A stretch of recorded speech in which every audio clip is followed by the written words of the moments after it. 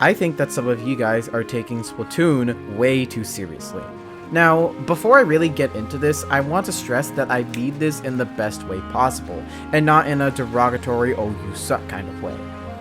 And the bottom line is, I'm incredibly tired of seeing a ton of negativity around the game, especially stemming from aspects that we can't control as players.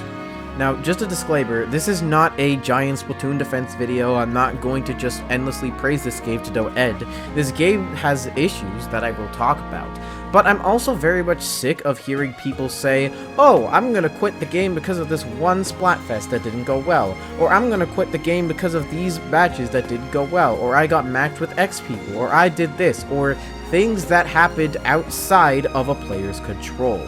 The fact of the matter is, this is still a pretty well-designed game, and again, while there are issues that we could talk about, I really just want to take a little bit of time just to take a look at the positives and the negatives, honestly. Take a look at both, see where it's at, give this game, look at it under a genuine light, and not a biased light. Now, like I said, this is not going to be a defense video on Splatoon 3 by any means, because there are plenty of problems with the game. One problem that I honestly don't see a lot of people talking about is weapon balance and kit balance. Take for instance the arrow spray. The arrow spray is a weapon that is incredibly popular with casual people. I see it in pretty much almost every match. And yet these weapons are still incredibly undertuned. They have amazing paint, yes, but so do a lot of other weapons in the game. And one of the big problems with the arrow spray is that these weapons just do not have kits that synergize with the main weapon enough. The silver arrow spray has a fizzy bob, which while nice, and it's one of the best subs of the game, since arrow spray's range is pathetic, it really doesn't have the range or even the speed to capitalize off of those fizzy bobs. And it also has reef slider, which is, well, it's reef slider. The gold arrow spray kit has a sprinkler, which while nice and helps it paint even better, again, there are other subs or even specials in the game that can help it paint better. And it also has a booyah bob, which again, while one of the better specials of the game, it really can't go and capitalize off of those booyah bobs.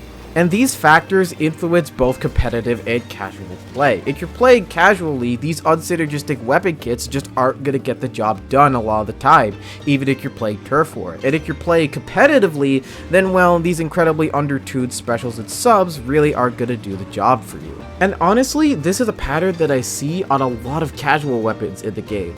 Arrow Spray, Splooshomatic, Splattershot Nova, and Undercover Umbrella are just some of the weapons that come into mind. And all of these weapons have kits that really don't synergize with the main weapon that well and don't help it to perform as best as it can. Meanwhile, when you look at more technical competitive weapons, you've got weapons like the Splatana Wiper, where both its kits are incredibly synergistic with the main weapon. The main weapon itself is extremely strong, having a one-shot up close, being able to camp, having specials that are incredibly synergistic with its kit. This thing is an absolute menace, but this thing is also incredibly hard to use optimally. It's a tricky weapon, which not just anyone can pick up and play, and I really don't mean this as a jab of anyone's skill level. I mean to say that Splatanas are just a very technical class. And if you look at other weapons in this more competitive and technical weapon pool, like Heavy Edit Splatling, the Ballpoint Splatling, Tri-Slosher Nouveau, or even things like the new Sorella Umbrella, all of these weapons are very complicated and take time to learn. Weapons that the person who just had a long day at work and just wants to play the funny squid game probably won't want to play. Because at the end of the day, these again are weapons that take much more skill level to use. Like, I do think it's a problem when someone who had a hard day at work just wants to hop on and play the funny squid game, and they get bullied by a Hydra on Mincemeat Metalworks. That's not fun for anyone, and I will fully admit that. And there are definitely other problems with the game too. The stage design is something that many other people other than me have gone into, and yeah, it's really not that good. Most of the Splatfest themes up to this point haven't been the most exciting, and the tricolor stages have been very much hit or miss. And yet, despite all this, even after the myriad of complaints that I could give about this game from my more technical side, I still love this game. I still love playing this game. I love those tense matches of splat zones or tower control that you play that get down to the last minute of overtime, and one team wins by just 1 point, and no matter who wins, you know, it was a good game. We still had a ton of fun, and it was still really tight. I still love meeting new people in this game, having squid parties, seeing crazy names, and just encountering people that you would never meet outside of this game. I still love the single player campaign in this game, how it's so expansive and how it takes the formula of Octo expansion and really expands it. It also introduced new characters while also reintroducing us to old ones. It's really cool. I especially love Splatfest so much. I love how Splatfests are this time and opportunity for everyone around the world who has this game to come together in community and in friendship. I truly believe that Splatfests are honestly just about a good time, and I personally have gotten past the point of caring who wins every Splatfest. Because at the end of the day, it's a difference of 3 Super C-Stales, and truth be told, it gets rather exhausting when I constantly see people complaining about getting 3 less Super C-Stales than their friends that were on the other team. Splatfests are such an awesome time for the community. I genuinely love how the city goes at night and everyone's dancing and everyone picks these teams and stuff and everyone's doing their art and you meet a whole bunch of new people that you would have never met in just like the regular solo queue. Tricolor is still incredibly fun. It's one of the most fun game modes I think Splatoon has ever had. I still love playing it. I just love playing in the Splatfest, even if I have very rarely, I don't think I've ever competed in a 100 times or 3 times battles, and yet I still have just a ton of fun just playing in the Splatfest because the game is just so much fun to play. At the end of the day, this is just the game that we play right now. And as players, there's not a whole lot that we could do but give our feedback to, you know, the people that made this game, Nintendo.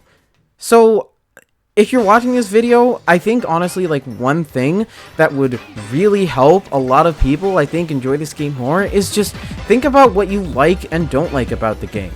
Think about those things, you know, like, give your feedback to Nintendo if you have things that you, like, don't like about the game. And, you know, like, the things that you like about the game, enjoy the game for those things. I remember seeing a competitive Smash Bros. Video, I will link it in the description, that said, you know, like, you need to find satisfaction in just playing the game, and not just winning. Because if you only find satisfaction when you win, then you're going to get bored, you're going to get mad much quicker. And so honestly, like, that's not even just a piece of competitive advice, that's my advice to all of you guys when you just play this game. Don't find satisfaction just in winning, because if you only find satisfaction in winning, you're going to get burnt out a lot faster than you might think. Find satisfaction in the little things, find satisfaction in those squid parties, in that time that you got a quad on the other team, in that time that you maybe like got that stage that you really wanted, or in that time that you got a new weapon kit that you really like. Find joy in those little times, and I think you'll enjoy the game a lot better. Now, I'm not saying force yourself to play the game. If you really don't want to play the game and it really frustrates you to a point where you don't want to play it anymore, that's fine. But personally, I want nothing but the best for this game. I want to see it grow, and it's incredibly disheartening to see people leave this game because of things like Splatfests. And like, you have to consider, Splatfests aren't dictated by Nintendo, they're dictated by us. And so I really don't think there's much of a point to starting a civil war over things like Splatfest, where you can just enjoy the game. So listen, y'all, at the end of the day, please be critical of Nintendo. Be critical of this billion-dollar company. Let's say what we don't like about the game because we want it to be better. But also acknowledge the good things that we have about this game. We can have both. Just be civil, be nice, and don't take this game so seriously, okay? At the end of the day, it's what we play. Thanks for watching, y'all. God made you special, and he loves you very much. See ya.